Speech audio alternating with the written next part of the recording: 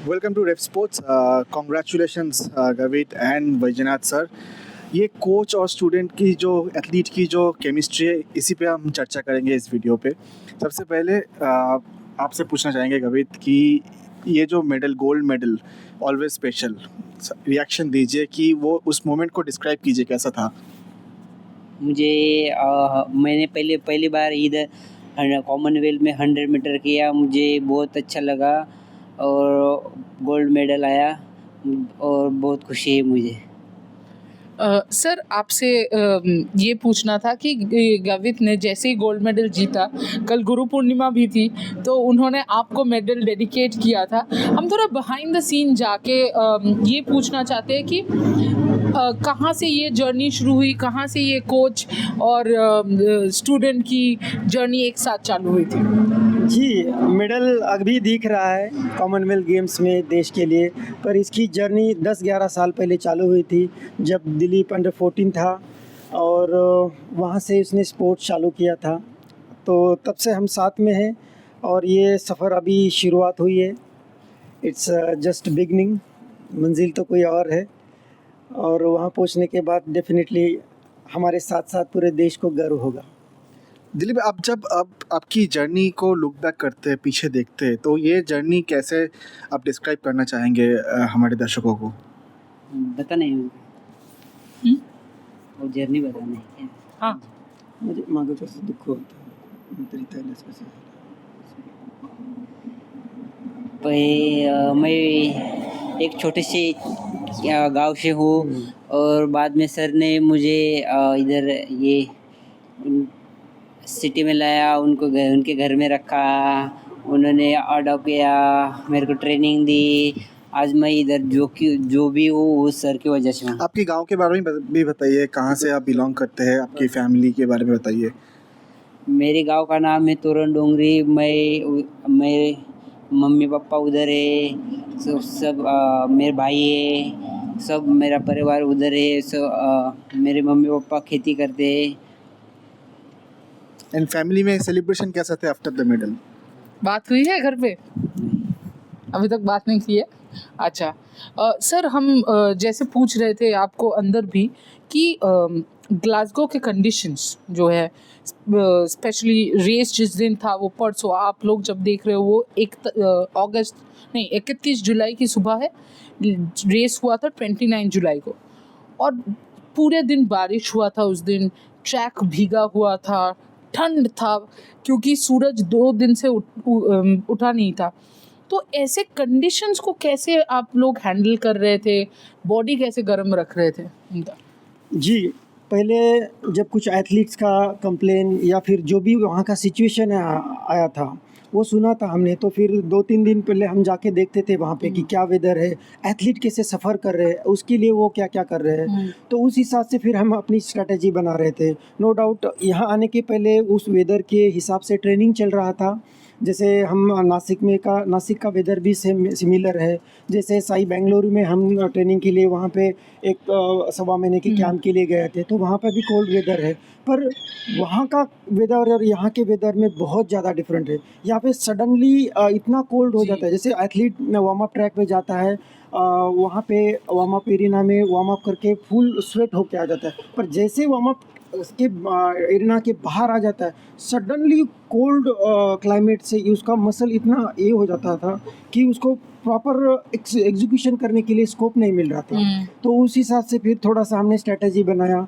जो एथलीट को सफ़र करना पड़ा वो सारी चीज़ों से सीखा थोड़ा, और उस हिसाब से फिर स्ट्रेटजी बना के वार्म अप में उस हिसाब से स्ट्रेटजी वार्म अप किस तरह से बनाना है या फिर करना है, सो दैट कि बॉडी वार्म लॉन्ग टाइम तक रह सके। क्योंकि वहाँ पे टाइम स्पैन बहुत कम है, आपको फ्रैक्शन 10 सेकंड में आपका पूरा 100% देखिए परफॉर्म निकल रहा है। वहाँ पे मतलब मसल को आपको 110% आपको स्ट्रेच करना है, तो उस टाइम पे आपका बॉडी वार्म अप रहना बहुत ज़रूरी रहता है।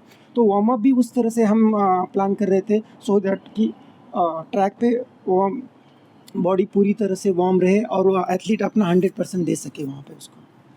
दिलीप, आप भी बताइए कि आप उस ट्रैक में जब थे तब कंडीशंस को आप कैसे डील कर रहे थे, क्योंकि मिक्स जोन में जब आपसे बात हुई थी आपने बोला था कि बहुत ठंड था तो बॉडी ज़्यादा जल्दी कूल डाउन हो रहा था, तो उस मोमेंट को थोड़ा डिस्क्राइब कीजिए इन डिटेल्स।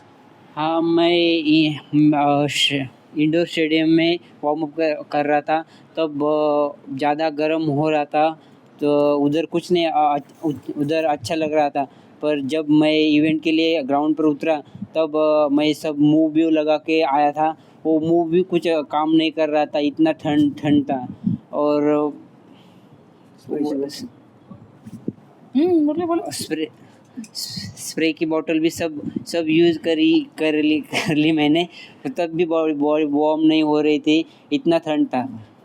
हाँ, ये श्री शंकर से बात हो रही थी, उन्होंने भी बोला कि वो जंप्स के बीच में पूरे बॉडी में अपना वोलिनी लगा के घूम रहे थे। वैसे बता दें ना, वोलिनी ना मूव, कोई भी हमें स्पॉन्सर नहीं कर रहा है, बस हम समझा रहे हैं कि कैसे चल रहा था।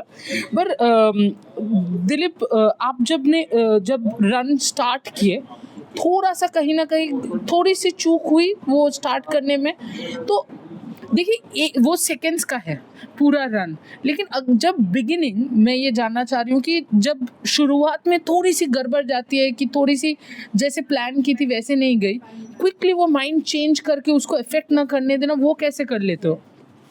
पहले हम 400 मीटर में करता हूँ ना, इस 400 मीटर इवेंट की वजह से मेरे को 100 मीटर में सपोर्ट 60 मीटर से मिल रहा है, 400 का यूज इधर मिलता है 100 मीटर में।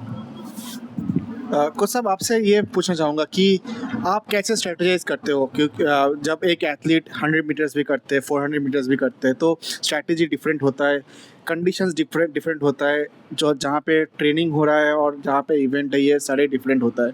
सो इस रेस का स्ट्रैटेजी क्या थी आपकी? जी, जैसे अभी हम आपको बताया कि साई बेंगलुरु में हमने कोचिंग कैंप लगाया था, वहाँ पे पैरालंपिक कमेटी ऑफ इंडिया के सीनियर कोच है मिस्टर सत्यनारायण सर।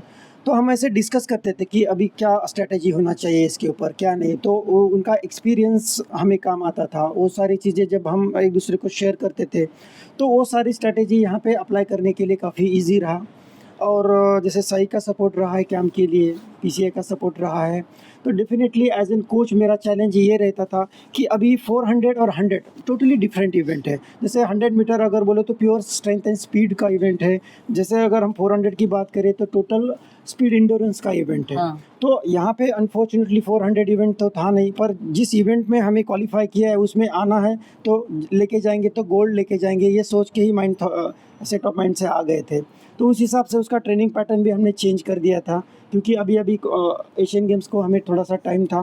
तो ये जो टाइम है, जो ऑफ सीज़न का टाइम था, तो उसमें हमने 100 के लिए उसको स्पेशली रखा था और थोड़ा सा ट्रेनिंग में चेंजेस कर दिए थे, और उसका नतीजा हमें कल देखने को मिला, जो एक बेहतरीन रेस और बोलते ना एक हिस्टोरिकल रेस में देखने को मिली। बिल्कुल। और दिलीप, मैं आपसे ये पूछना चाहती हूँ कि जब आप लोग ऑब्वियसली रेडी हो रहे हो रेस के लिए, तो देख के क्या मोटिवेशन होता है कि एक और इंडियन साथ में है?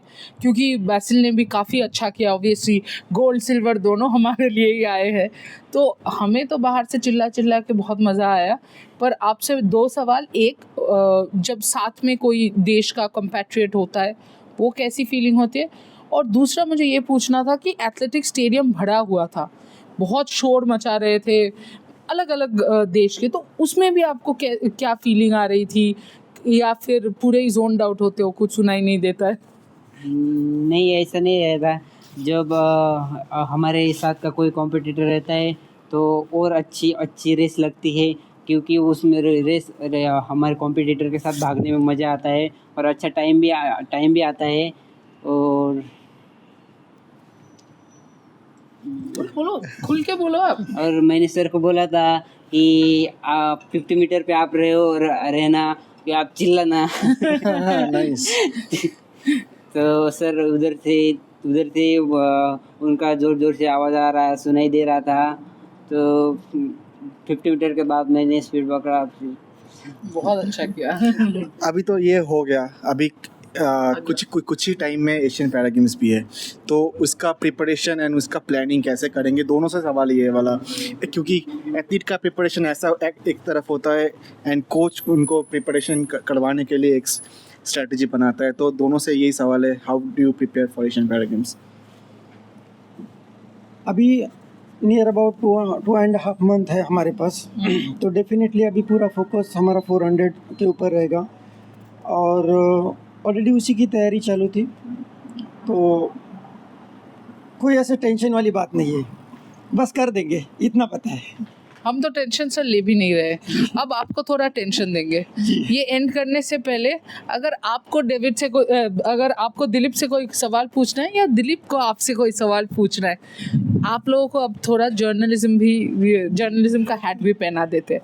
दिलीप, आप सवाल पूछ लो सर से। मेरा तो कोई सवाल नहीं है। अब तक मैंने 100 मीटर का ट्रेनिंग किया, अब स्प्रिंट वर्कआउट किया, अब 400 का वर्कआउट रहेगा, लॉन्ग ये रहेगा वर्कआउट, तो उसकी तैयारी अच्छे से करनी है और इंडिया को 2 और गोल्ड मेडल एशियन में लाने हैं। दिलीप, एक बात बताओ, अगर आपको चूज करना पड़े 400 मीटर और 100 मीटर, कौन सा आपका फेवरेट होगा? 100 मीटर।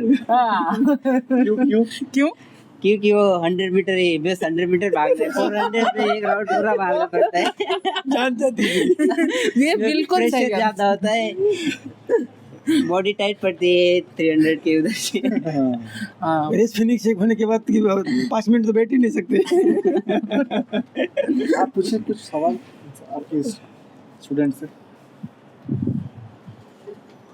आने वाले एशियन गेम्स में आप मुझे 100 का और 400 का टाइम क्या गिफ्ट दोगे? सही। और 400 का 46:00 और 100 का 10:28।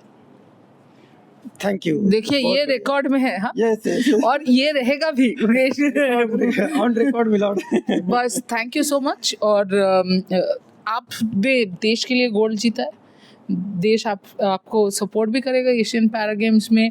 अभी भी कल तो हम बहुत चिल्ला रहे थे, आपको सुनाई दिया कि नहीं हमें नहीं पता, but thank you both of you. Keep joining Brave Sports, keep watching, supporting, and like, share and subscribe, because we are going to bring you exclusives from Commonwealth Games. 3-4 more days to go. Absolutely. Thank you so much.